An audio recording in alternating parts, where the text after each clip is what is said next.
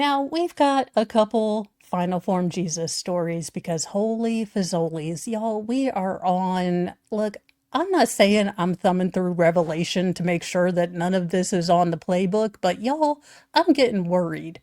The key keep that scrolls, thou glowing shrine of thirst traps, scams, and dollar signs. We chant in tones both grim and low, for virtue fled a long time ago. Kyrie eleison, Christe descendat, Final Form Jesus return in wrath. With six-pack glistening, sword in hand, he cometh swift to cleanse the land. Well, I'm glad it wasn't me. A gym-owning couple overflowed a private spa and flooded the lower levels at a luxury Chinese hotel. It looked like a CSI TV scene. An Australian couple have wreaked havoc in China after overfilling their private spa and flooding a luxury hotel.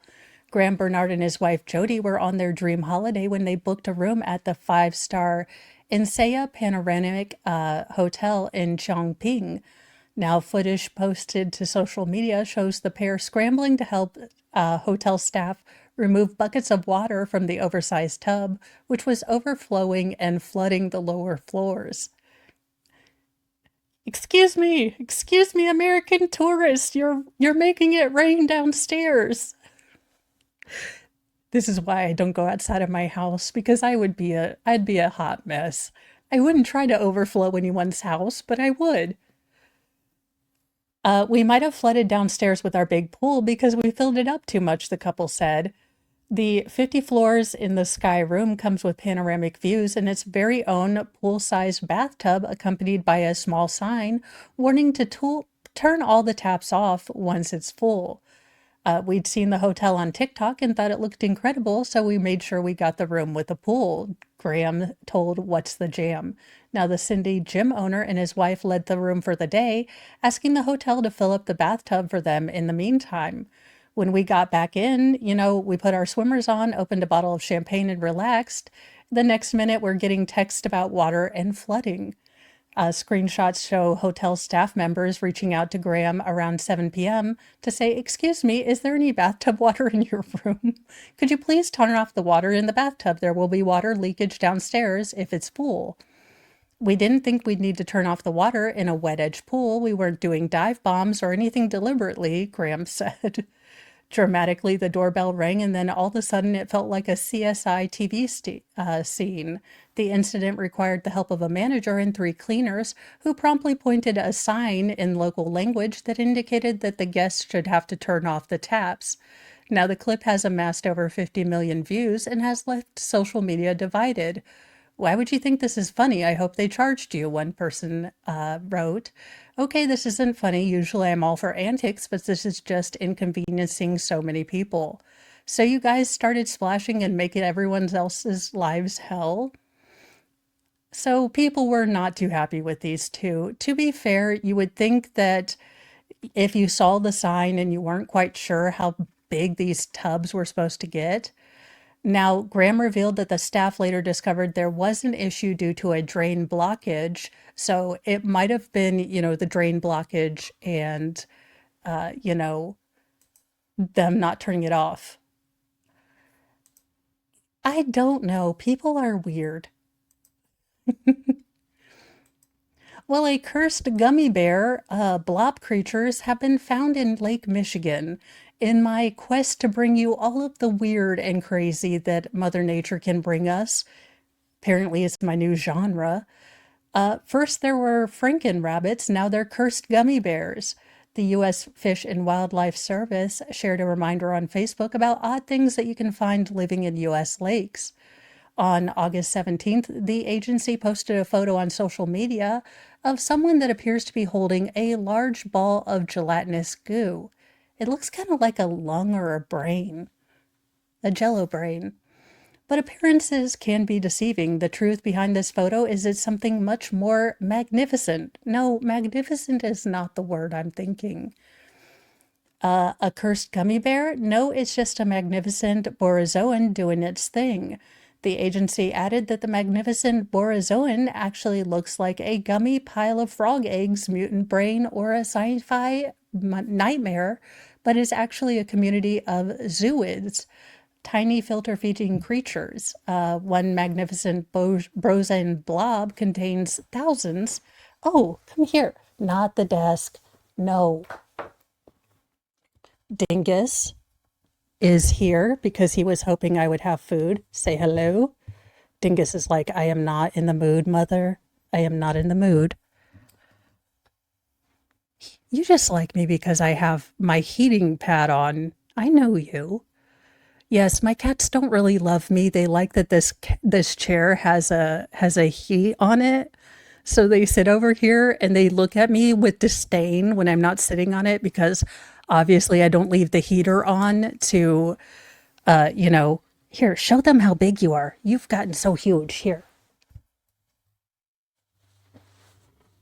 Yes, this is not even half of Mr. Dingus. He's like, I is not amused. You're not getting on the keyboard. We've talked. Nope. These ancient creatures breathe life into fresh water, capturing plankton and cleaning the water as they drift in slow moving rivers and lakes. So these are very beneficial, but they do look like God hocked a loogie. That being said, apparently, if you see these, they are not, they are not toxic waste. They are not bad. They are doing a real good job, like possums, which I still think are look demonic, but do a good job. Oh no, thank you. Yes, everyone would like to see your tail. In things that shouldn't make my heart happy but do, and I'm probably going to have to talk to, Jesus and become a better Christian, but things that make my heart go happy. This douche. This douche is whining, and apparently he has no money left. Oh, the things that make me have a good day. Josh Duggar is whining about being broke in prison with only 20 cents as his family has stopped giving him money. Well, I'm okay with all of this. Josh Duggar, the former reality TV star, convicted of possessing child grossness, is now claiming financial hardship as he pushes forward with an appeal to overturn his conviction. He is currently representing himself. Oh my God, pro se Duggar. You have got to be, if it weren't that he had done something this grotesque and monstrous as having child grossness, I would totally be okay with making fun of him and getting a wig for him, but I'm not dressing up as Josh Duggar. I dropped the line at Sarah Boone. Now, Josh has also detailed in the filing that his family has stopped sending him money and he has no personal or real property possessions in his ownership. Since being imprisoned on charges of knowingly receiving and possessing child grossness, Duggar has made multiple attempts to overturn his conviction. Now, his latest efforts with a plea for help, as he's revealed his financial situation is in shambles. In newly listed court documents, he claims that he has just 22 cents in his account at time of filing and also explained that he has no way of increasing the balance as he currently doesn't have a paying job or any other source of income. Motivant currently performs a prison work assignment but does not receive any paid compensation. Therefore, Motivant has no income to report, said Josh's, filing. Now, aside from his non-existent finances, Duggar revealed that he has no personal or real property possessions in his ownership, suggesting that he has nothing to sell to raise money for himself. Now, he went on to reveal that though he previously received occasional financial help from family and friends, that support has stopped in recent months. It appears he has limited use of the prison's commissary. Again, I don't care. You willingly collected child grossness and they got you on a federal level. They do not, bring these kind of grossness charges at a federal level unless they have something on you. So, sir, sit and spin and, I'm guessing you're going to have to learn how much, what happens and how you earn a honey bun, because I don't know. Now, in new in news that we need to protect this man at all costs, because I don't know about you, but if we remake anything, can we remake Goof Troop? Paulie Shore looks like he is recovering, but I didn't even know he was sick. So we need to keep Paulie Shore, because I want back in the army now. I want biodome. I want jury duty. I want a son-in-law. Like, these were really okay. They weren't like Oscar nominated movies, but they were fun movies from my childhood. Encino Man, Pauly Shore. We're protecting this man at all cost. Pauly Shore breaks down in tears, revealing that he underwent surgery to remove a tumor from his pancreas. Pauly Shore is opening up about a recent health scare that left him in the hospital. On August 27th, the actor and comedian, who is 57, posted a video to Instagram that revealed that he underwent surgery to remove a tumor from his pancreas. About 3 months ago, I went in for a preventative scan in Las Vegas at Simon Med, where they scan your body from head to toe. They check for tumors, cancer, aneurysm, Parkinson's, Alzheimer's, you name it. Being in my 50s, I thought it was the right thing to do. A week later, they called me with the result, and they noticed something in my abdominal area. There was a tumor inside my pancreas. Shore said that thankfully the tumor was benign, meaning it was abnormal but not cancerous, and could have been there for 15 to 20 years. Although it was an emergency, his doctors told him that removing it was the right thing to do. Mentally, it really messed with me, knowing there was a tumor inside of me. Could it grow, burst, turn into something worse? You just don't know, he said. I've always been on top of my health, going to the gym, using sauna, massages, having my teeth checked, doing blood work, colonoscopies, chiropractor, etc. I've never had a full body scan. I had no symptoms. It was just me, following my instincts. Now, Shore said he underwent surgery on August 21st with Dr. Nicholas Neeson at Cedar Sinai, and praised the nurse and staff who helped him during his recovery.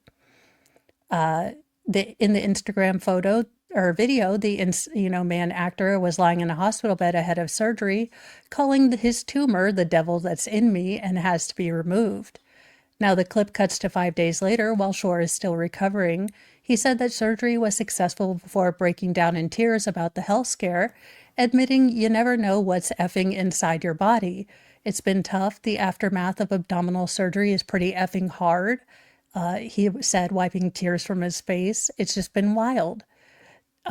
He is back home with some, medical attention and things like that.